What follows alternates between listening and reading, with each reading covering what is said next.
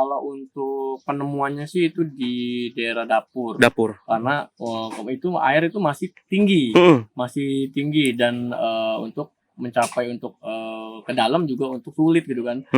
Cuman saya berinisiatif untuk nyelam dan merogoh di pintu dapur yang arah mau ke kamar mandi, dan ternyata saya mendapatkan sampah, kirain saya sampah ya, dan saya tarik ternyata itu rambut istri saya sendiri.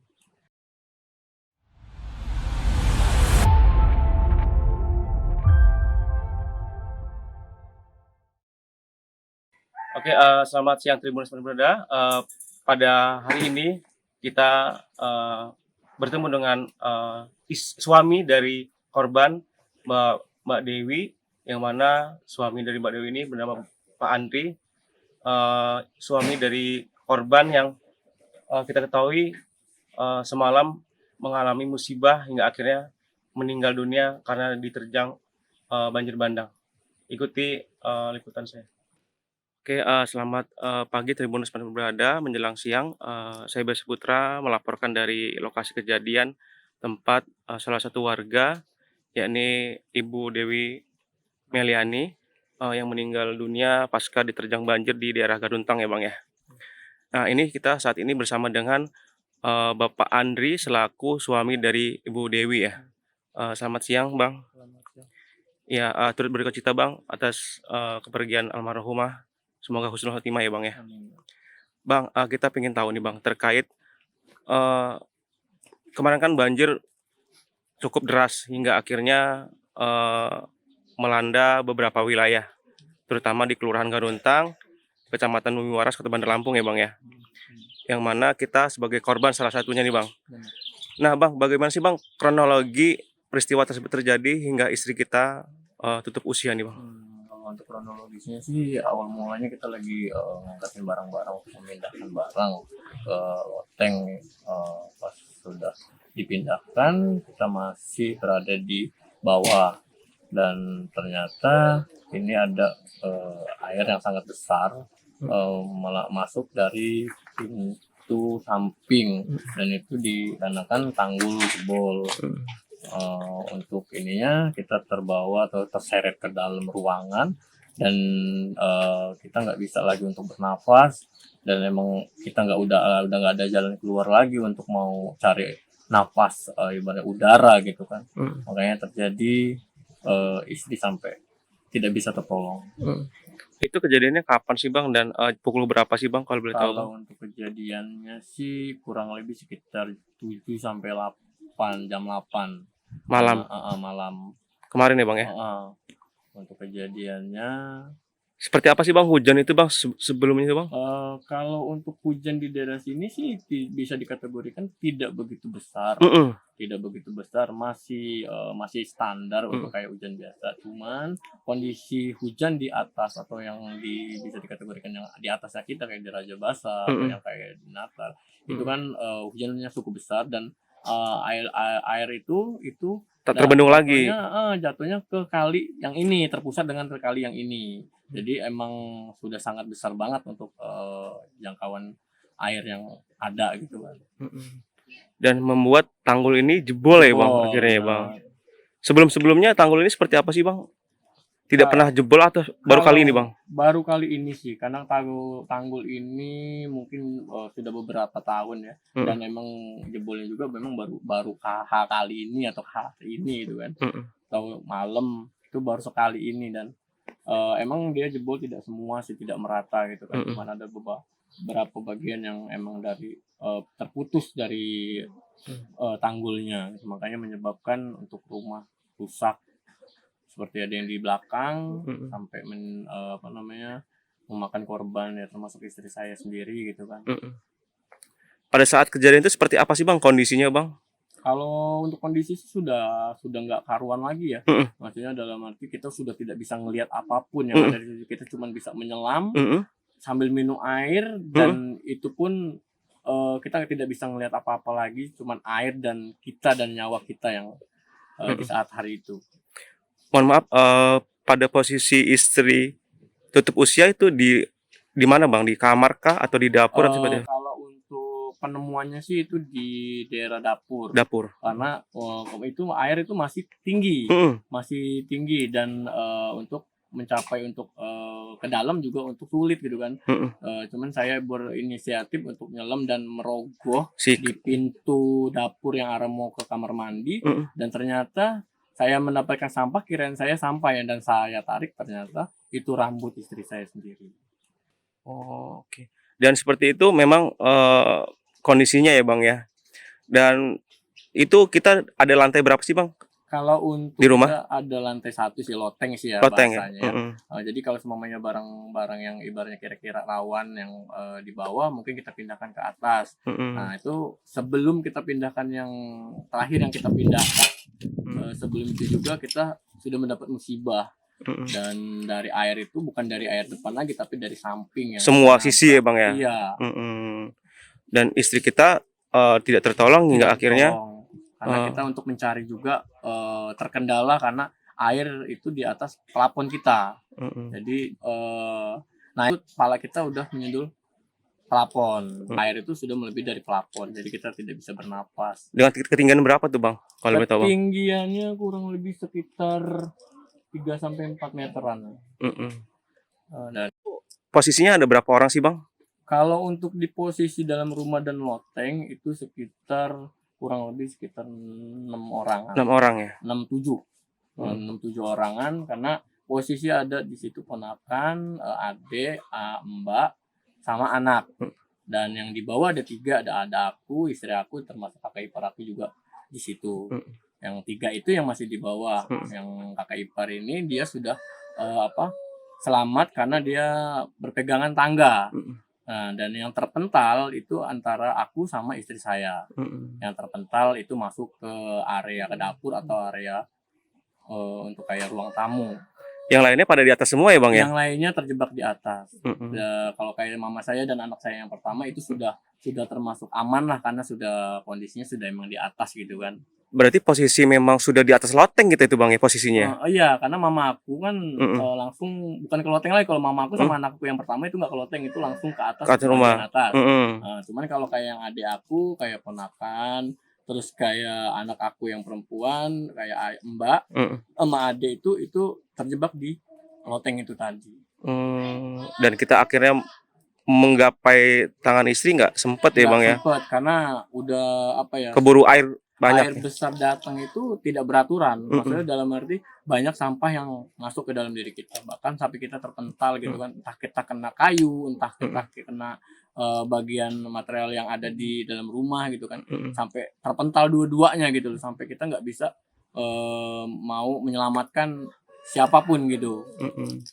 Dan apakah emang rumah kita dekat dengan sungai nih Bang posisinya Bang? Kalau untuk dekat emang dekat. Untuk bersampingan ya Bang ya? Ya, bersamping. Untuk perkiraan meter sih kurang lebih sekitar hampir 10 meteran. 10 meter dari sungai Bang dari ya? Sungai. Ini aliran sungai apa nih Bang? Kalau untuk sungai sih bisa dikategorikan Sungai Garuntang sih ya. Sungai Garuntang ya. Biasa disebut juga kalau orang lama itu kayak Sungai Kalimangga. Tapi kalau total ketinggian semalam itu ini kalau boleh tahu si tanggul ini berapa ketinggiannya Bang dari datar tanah Bang? Kalau untuk ketinggian sih kurang lebih sekitar 2 sampai 3 meter. 3 meter ya. Kurang lebihnya ya. Kalau rumah kita memang terletak di bawah ya Bang ya? Iya, kalau untuk rumah sih emang terletak emang di posisi bawah. Dan dalam satu kampung emang kita terletak emang di posisi bawah. Nah Bang, sosok dari istri di mata Abang selaku suami seperti apa sih Bang?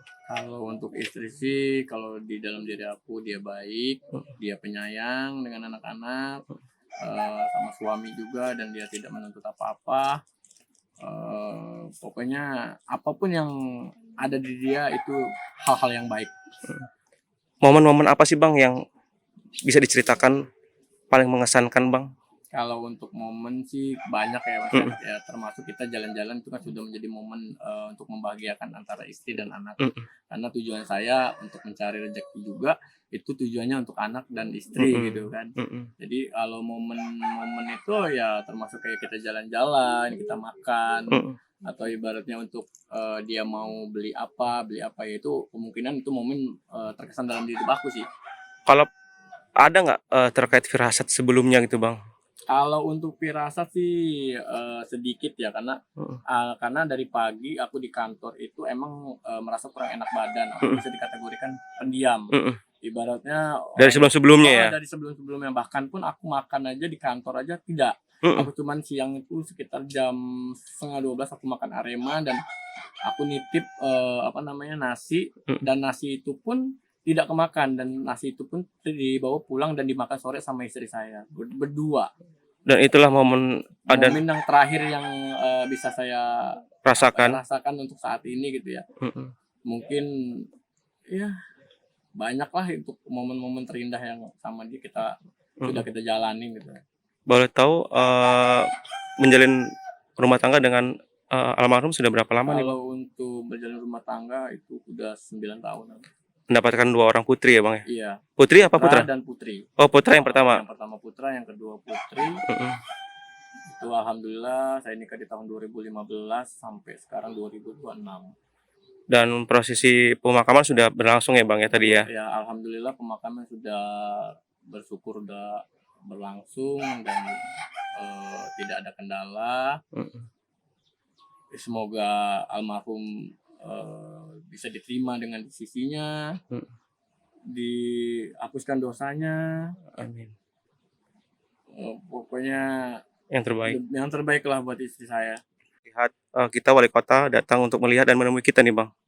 Kalau untuk ya sebelum-sebelumnya masih udah sih ya, Heeh. cuman kita udah sering, karena yang gerowong-gerowong itu kan masih ada tuh. Heeh. Ya kayak lurah, kayak camat, Hmm. kemungkinan kita sudah berkoordinasi, dan emang dia orang juga sudah meninjau gitu. Hmm. Mungkin belum ada kesempatan untuk ditindaklanjuti gitu kan. Harapannya ditindaklanjuti ya bang ya? Ya insya Allah kalau semuanya emang ini bisa tolong ditindaklanjuti, jangan sampai ada kejadian seperti ini lagi gitu kan.